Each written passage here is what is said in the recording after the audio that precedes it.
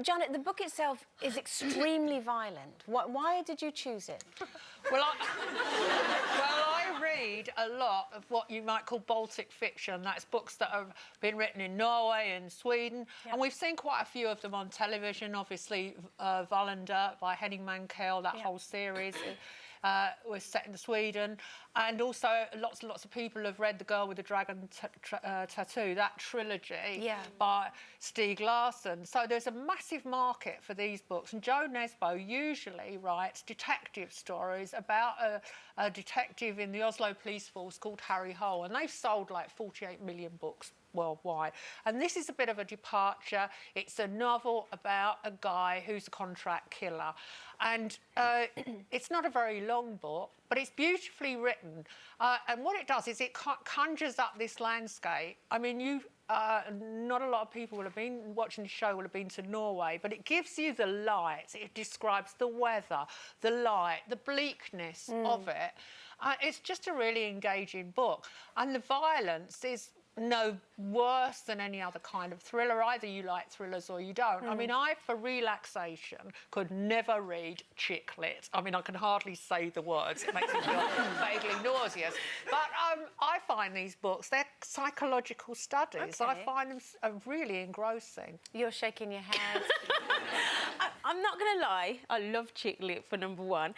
I'm not going to lie, when the first chapter, I was just like, what on earth is going on in Janet's head for her to enjoy this? Like, it's so violent and so cold. I mean, I guess, you know, it does give you that feeling when you're reading it. But as the book starts to kind of explore the character, particularly the killer, you kind of get on his side. I felt I did anyway, which then I was a bit uncomfortable with. Do you find it a very clever portrait of him? Because your first reaction is to think he's repulsive. Of course. But then, of course, he's a human being and he's got a past that's so interesting. Exactly. And I think it kind of...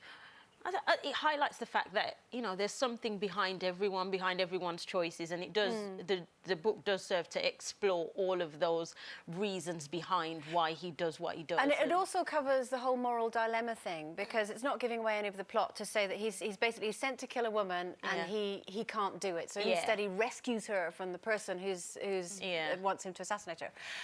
So it's all sort of there. You've got a moral dilemma, you've got conscience, you've got... Did you pick up on those themes? Yeah. Or did you just enjoy it for the sort of thriller romp that it was? Totally my kind of book. I love thrillers. I'm a massive fan of James Patterson, who's my summer read, and this reminded me of that kind of vein. And I read it actually in 2 days. I started it on the Tuesday and I'd finished it by the Wednesday when we came back in. And I have to say, what that can read.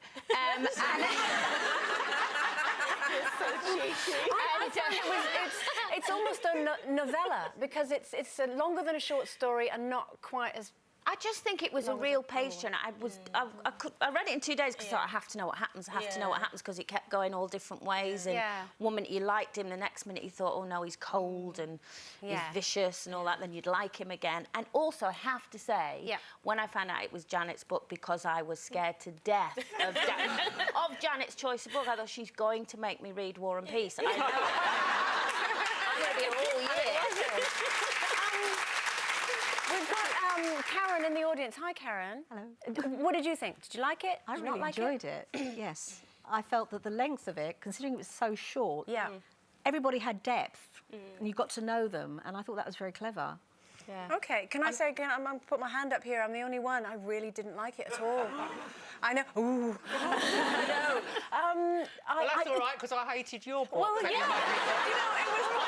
You know, it was a complete struggle, and it was very, very long and took a lot of my life that I'm never going to get back. But otherwise, can I also say I met Jo Nesbo. Not Fight Club. But I met Jo Nesbo at the Harrogate Crime Writing Festival earlier in the year, and he's a very charismatic character, because he was in a rock band. He still looks in really, really good shape. He's very tall, all dressed in black. He looks like a rock star. And when he was talking about this book, it was really interesting, because there's going to be another one in this series later on in the year. So if you like this one, there's going to be a part 2.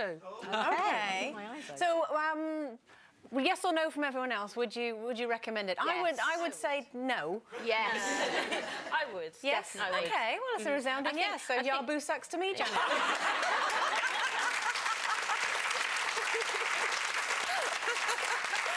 Right, if you want to join in with the loose books in September, this is the book that we'll be reading. It's called I Let You Go by Claire McIntosh, and it was picked by our very own Jane Moore. So I'm sure it will be well worth a read. And you've got a wee while as well to get through it. You've got the whole summer. James Patterson, Truth or Die, because I'm a massive fan of James Patterson, who's a crime thriller. It is. It's a crime thriller, but it's really, really... It's not all in-depth forensics and all that. The stories are always good, and